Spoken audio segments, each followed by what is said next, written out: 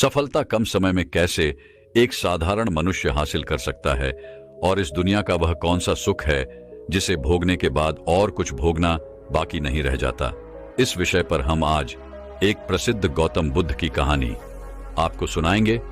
तो चलिए कहानी की शुरुआत करते हैं। बहुत समय पहले की बात है। एक नगरी में एक युवक रहा करता था। वह युवक अपनी जिंदगी से बेहद परेशान हो चुका था।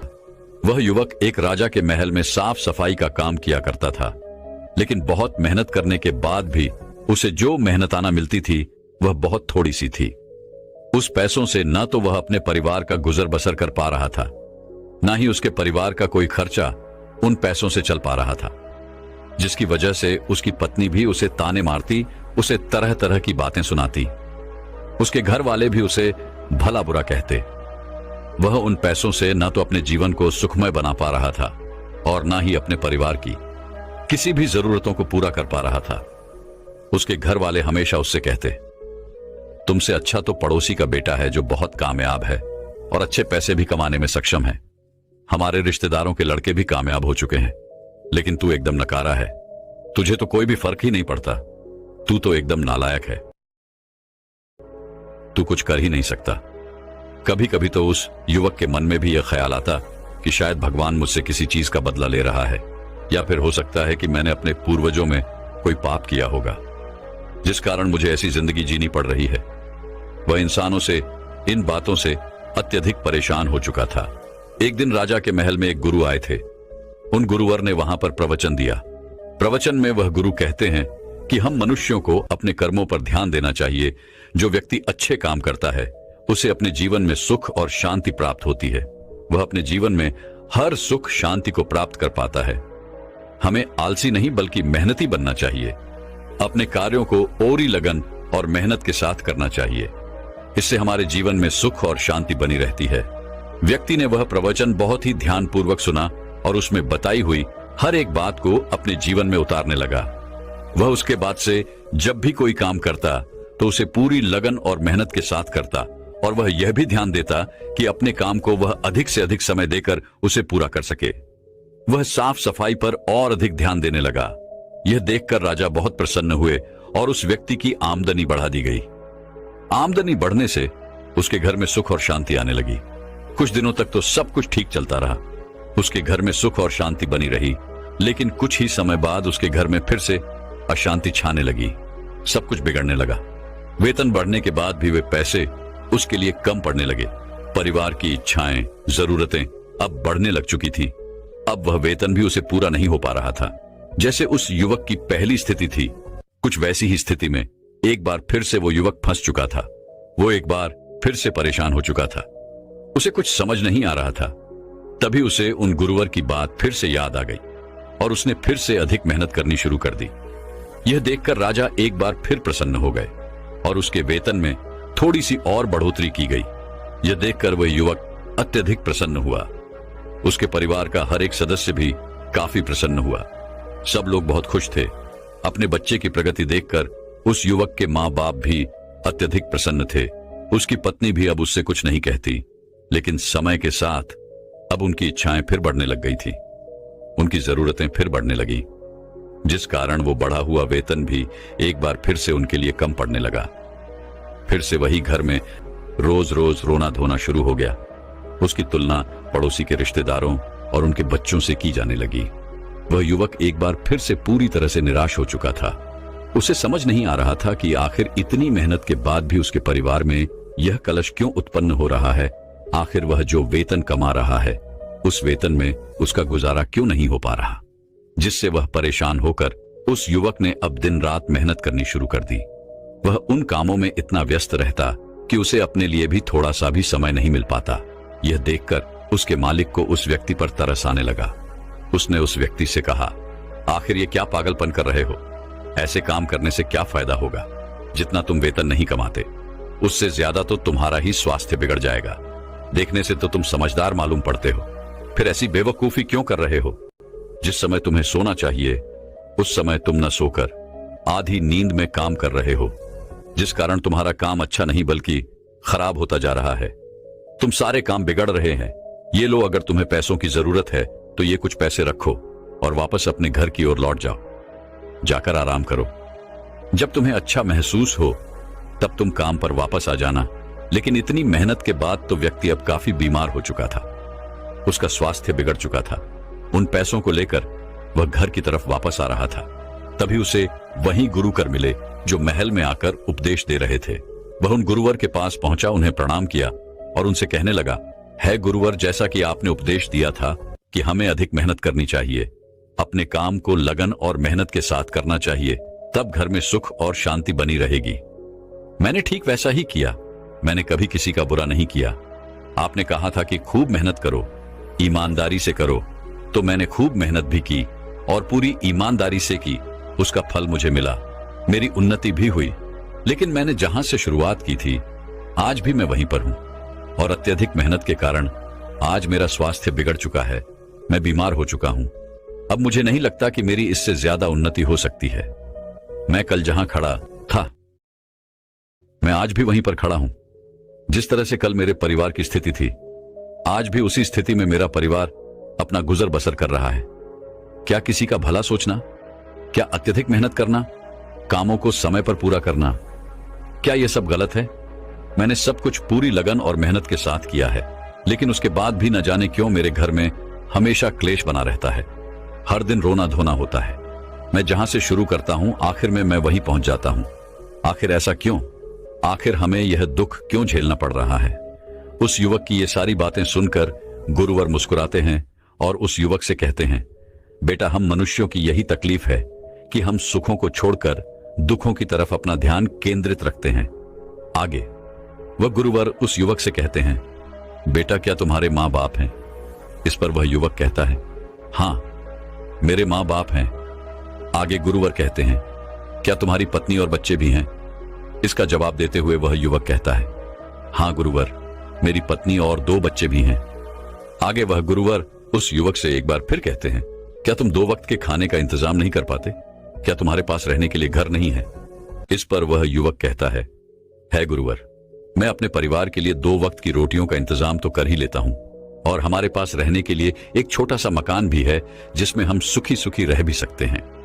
तब गुरुवर ने उस युवक से कहा, बेटा, तुम्हारे पास वो सब कुछ है जो तुम्हारे पास होना चाहिए था। किसी के पास तो रहने के लिए घर तक नहीं होता, माँ बाप नहीं होते, परिवार नहीं होता, बच्चे नहीं होते, और तो और कोई अपने लिए 2 वक्त की रोटियों का इंतजाम तक नहीं कर पाता। पर तुम्हारे पास तो घर है, परिवार है, माँ बाप है और खाने के लिए 2 वक्त की रोटियां भी हैं। तो क्या तुम्हारा दुख उनसे बड़ा है? यदि मेरी नजरों में देखोगे तो तुम बहुत सुखी हो। तुम्हारे पास वह सब कुछ है। यह बात सुनकर वह युवक उन गुरुवर से कहता है महाराज, तो अब मुझे क्या करना चाहिए? क्या मुझे अब आगे मेहनत नहीं करनी चाहिए? क्या मुझे अपनी कामनाओं को, अपनी इच्छाओं को यहीं पर त्याग देना चाहिए? क्या मुझे आगे बढ़ने का कोई हक नहीं? क्या मुझे अपने परिवार की जरूरतों पर ध्यान नहीं देना चाहिए? केवल यह सोचकर कि कुछ लोगों के पास यह सब नहीं है, तो क्या मैं अपनी भी इन इच्छाओं को त्याग दूं और यह सोचकर खुश हो जाऊं कि उनके पास वह सब नहीं है? तभी गुरुवर उस युवक से कहते हैं, बेटा, मेरे कहने का अर्थ यह नहीं है। मैं तो बस इतना कहना चाहता हूं कि तुम उन्नति करो और साथ में लोगों की उन्नति भी कराओ। परिवार की उन्नति करो क्योंकि उन्नति आवश्यक है, लेकिन दुखी होकर उन्नति नहीं होती। उन चीजों का आनंद लो जो तुम्हारे पास है, उनका सुख भोगो, उन्हें पहचानो और खुश रहो। क्योंकि यदि तुम दुखी होकर उन्नति करना चाहोगे तो तुम कभी भी उन्नति नहीं कर पाओगे। वहीं पर यदि तुम खुश होकर, सुखी होकर आगे बढ़ना चाहोगे तो तुम अवश्य ही उन्नति कर सकोगे। इस पर वह युवक उन गुरुवर से कहता है महाराज, आप सही कह रहे हैं, लेकिन मैं जितनी मेहनत कर रहा हूं, यदि मैंने उससे और अधिक मेहनत की तो शायद मेरा शरीर ही मेरा साथ ना दे। उससे अधिक मैं नहीं कर सकता। मैंने अपने सभी कार्यों को पूरी लगन और मेहनत के साथ किया है, लेकिन अब इससे ज्यादा कार्य मुझसे नहीं होते। तभी वह गुरुवर उस युवक का हाथ पकड़कर उसे एक रास्ते पर ले आते हैं और वह रास्ता राजा के महल तक जाता था। उन गुरुवर ने उस युवक को रास्ते के बीचों बीच खड़ा कर दिया और उसके इर्द गिर्द एक घेरा बना दिया और उसी युवक से कहने लगे, तुम्हें पूरी मेहनत करनी है, पूरी लगन के साथ तुम्हें 1 घंटे के अंदर राजा के महल तक पहुंचना है। लेकिन याद रहे कि यह घेरा नहीं टूटना चाहिए। तुम्हें अपनी मेहनत के साथ 1 घंटे के अंदर राजा के महल तक पहुंचना होगा।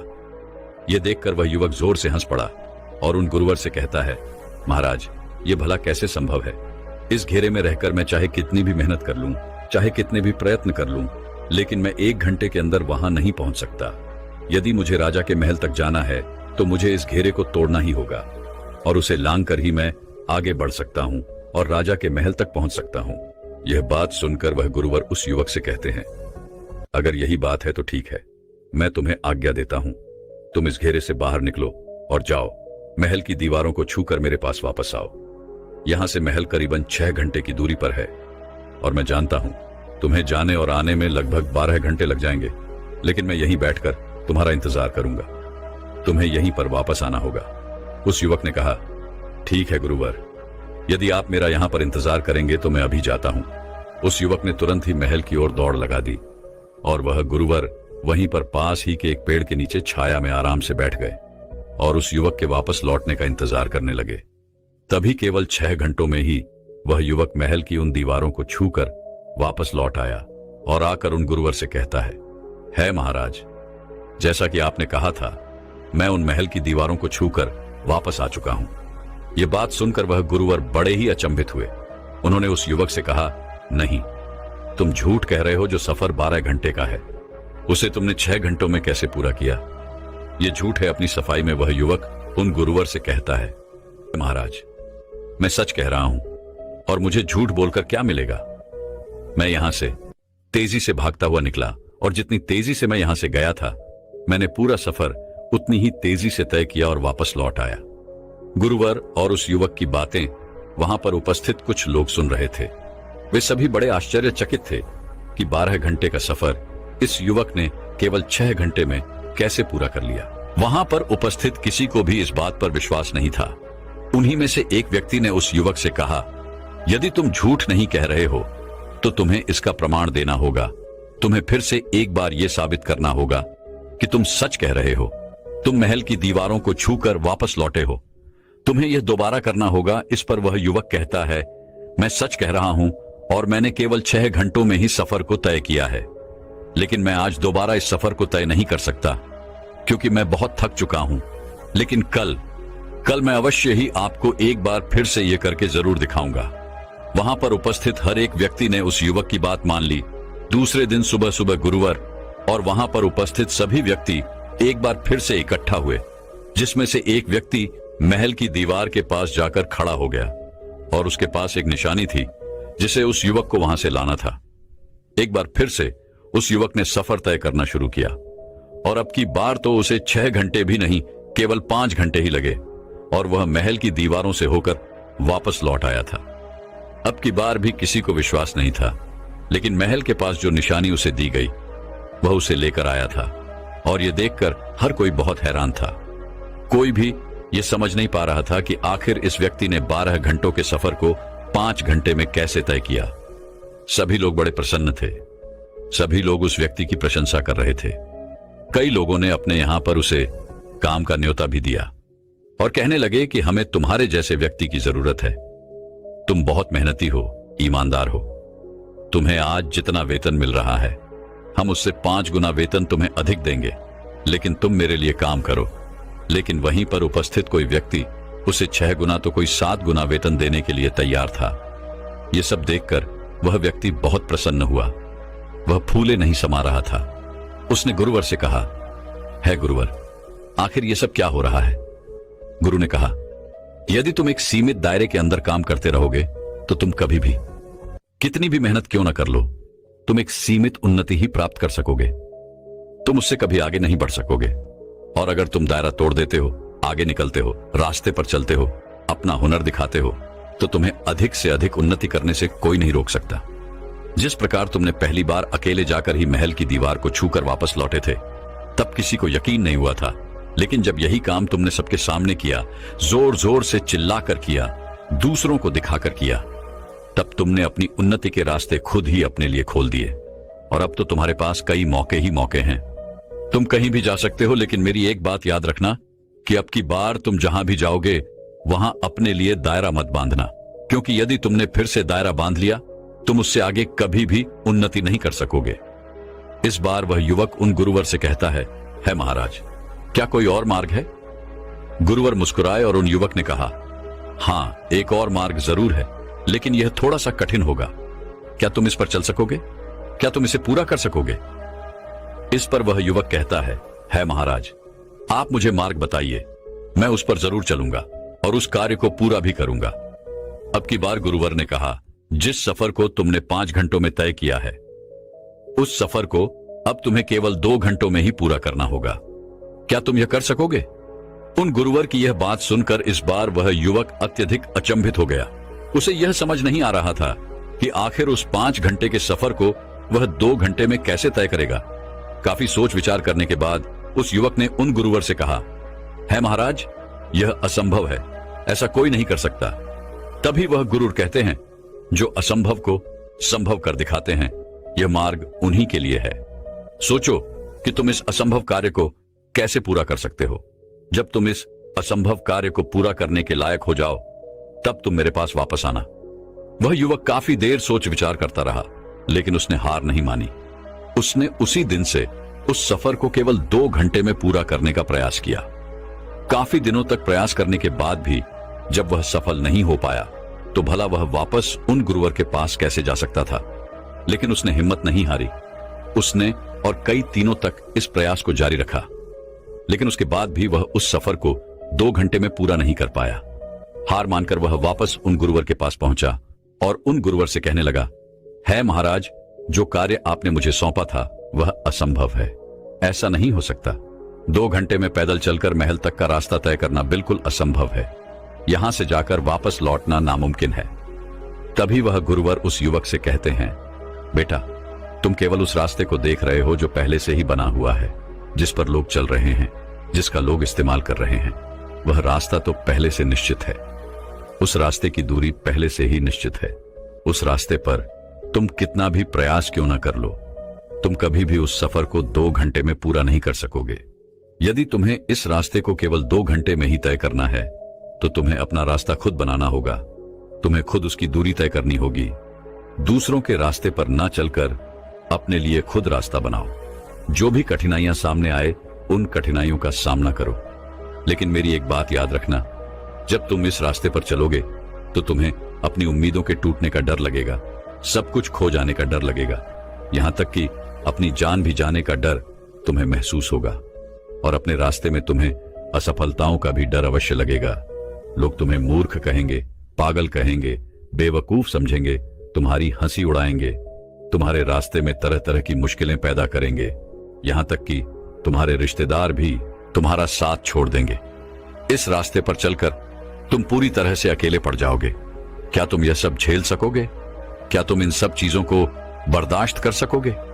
जो व्यक्ति सफल होना चाहता है, जो व्यक्ति उन्नति करना चाहता है, उन्हें अपना मार्ग खुद ही बनाना पड़ता है। और उनके रास्ते में ऐसी कई सारी अड़चनें आती और चली जाती हैं, लेकिन वे कामयाबी के जुनून में इस तरह से डूबे रहते हैं कि अपनी मंजिल को वो कभी नहीं छोड़ते और वह अपना रास्ता धीरे धीरे तय करते ही चले जाते हैं। और जब वह कामयाब हो जाते हैं तो लोग भी उनके पीछे उनका गुणगान करते हुए चले आते हैं। यह सुनकर वह युवक उन गुरुवर को प्रणाम करता है और उनसे कहता है महाराज, जैसा आपने मुझे कहा है एक नया मार्ग बनाना, अब से मैं अपने मार्ग पर चलूंगा और 12 घंटे के सफर को केवल 2 घंटे में मैं पूरा करके ही दिखाऊंगा। इतना कहकर वह युवक उन गुरुवर को प्रणाम करके वहां से चला गया। वहां से जाने के बाद उस युवक ने उस स्थान के हर एक जगह का मुआयना किया, समझा, उसे परखा और फिर यह तय किया कि वह अपना अलग मार्ग बनाएगा। तभी उसे एक रास्ता दिखाई दिया। वह रास्ता जंगल से होकर गुजरता था। जंगल में कई खतरनाक जानवर थे, कई तरह का खतरा था, जान भी जा सकती थी। और जब यह बातें उसने अपने घर वालों को बताई तो उन्होंने उसे मूर्ख समझा, बेवकूफ समझा, उसका मजाक उड़ाया, उसका उपहास किया और वे ये कहने लगे कि यदि तुझे यही कार्य करना है तो तू अभी के अभी मेरे घर से निकल जा। लेकिन वह व्यक्ति नहीं माना। उसने जंगल के रास्ते को साफ करना शुरू कर दिया। गुरुवर की नजर उस युवक पर बनी हुई थी। वह गुरुवर उस युवक का ध्यान दूर से ही रख रहे थे। जो कि उस युवक को यह रास्ता बनाते हुए देखता, वह उसे मूर्ख और पागल ही समझता, क्योंकि कोई भी व्यक्ति अपनी जान के पीछे क्यों पड़ा रहेगा। इस जंगल में कई खूंखार जानवर थे। सब यही सोच रहे थे कि आखिर यह मार्ग किसके लिए बना रहा है। पर उस युवक ने किसी की बात नहीं सुनी। धीरे धीरे समय बीतता गया। समय के साथ उस युवक का निश्चय भी दृढ़ होता गया और लगभग 6 महीने के बाद उसने वह रास्ता तैयार कर लिया। एक रात जब वह काम कर रहा था तो उसे सांप ने काट लिया। वह लगभग मृत्यु के करीब पहुंच चुका था, लेकिन उसे किस तरह से बचा लिया गया। और ऐसे ही करके उस पूरे समय में उसका सामना कई खूंखार जानवरों से भी हुआ, कई तरह के कीड़े मकोड़ों से भी हुआ, लेकिन वे उनको छोड़कर अपने मार्ग पर अड़ा रहा। और उसने अपने मार्ग को कुछ इस तरह से बनाया था कि आने वाले लोगों को जंगली जानवरों से खतरा कम हो सके। उसके इस कार्य की चर्चा पूरे नगर में होने लगी। राजा तक भी यह बात पहुंच चुकी थी। अब राजा भी उस पर नजर रखे हुए थे, लेकिन तकरीबन 6 महीनों के अंदर उसने इस रास्ते को तैयार कर लिया और आखिरकार वह वापस अपने गुरुवर के पास पहुंचा और उनसे कहने लगा, है गुरुवर, जैसा कि आपने कहा था, मैंने अपने लिए एक नया मार्ग बनाया है और इस मार्ग से हम महल तक केवल 1 घंटे में ही पहुंच सकते हैं। यह सुनकर वह गुरुवर अत्यधिक प्रसन्न हुए और यह बात राजा तक भी पहुंच गई। राजा ने भी इस मार्ग का निरीक्षण किया और उन्होंने भी पाया कि यहां से महल की दूरी केवल 1 घंटे में ही तय की जा सकती है। यह देखकर राजा अत्यधिक प्रसन्न हुए। राजा ने उस युवक को दरबार में बुलाया और उससे कहा, तुम्हारे अंदर तो बहुत बड़ा हुनर है। तुमने बहुत अच्छे तरीके से इस मार्ग को तैयार किया है और वह भी अकेले। मैंने और मेरे मंत्रियों ने कई बार इस रास्ते को छोटा बनाने की कोशिश की थी, लेकिन हर बार कुछ न कुछ समस्या, कुछ न कुछ अड़चन अवश्य खड़ी हो जाती। लेकिन तुमने तो इस कार्य को कर दिखाया। इसके लिए तुम जो चाहो वह इनाम हम तुम्हें देने के लिए तैयार हैं और इस राज दरबार में एक मुखिया का पद भी तुम्हें अवश्य दिया जाएगा। अब वह युवक इतना सम्मान पाकर अत्यधिक प्रसन्न हुआ और जो उससे नाराज थे, जो लोग उसे मूर्ख कह रहे थे, जो लोग उसका उपहास कर रहे थे, जो रिश्तेदार, जो परिवार उसका साथ छोड़ चुके थे, वे लोग उसके सामने नतमस्तक हो गए। वह गुरुवर के पास पहुंचा और उसने कहा, है गुरुदेव, आज मैं जो कुछ भी हूं, आज मैंने जो कुछ भी पाया है, ये सब आप ही के मार्गदर्शन के कारण हुआ है। इसके लिए मैं आपका आभारी हूं। है गुरुवर, आपका बहुत बहुत धन्यवाद। दोस्तों, हम भी अपने जीवन में अपनी क्षमताओं को बांध देते हैं। एक ऐसे घेरे में हम अपने आप को रखते हैं जिसे तोड़कर निकलना हमारे लिए बहुत मुश्किल हो जाता है और हम उससे कभी निकलना भी नहीं चाहते। जब भी हम कुछ बड़ा सोचते हैं, कुछ बड़ा करने की कोशिश करते हैं, तो हमें कठिनाई महसूस होती है, हमें डर लगता है। हम हमेशा दूसरों के पीछे चलना पसंद करते हैं, जीवन में सुगमता और आसानी ढूंढते हैं। चुनौतियां लेने से हमें डर लगता है, लेकिन वास्तविकता तो यही है कि यही चुनौतियां, यही डर, यह मुसीबतें, यह कठिनाइयां, यह परिस्थितियां ही हैं जो हमें मजबूत बनाती हैं। आने वाले समय के लिए यह हमें रास्ता दिखाती है और यही हमें एक एक करके अपने मंजिल तक पहुंचाती है। इसके बिना हम मंजिल तक कभी नहीं पहुंच सकते, क्योंकि जब तक हम असफलता नहीं देखते तब तक हम सफल होने का प्रयास भी नहीं करते।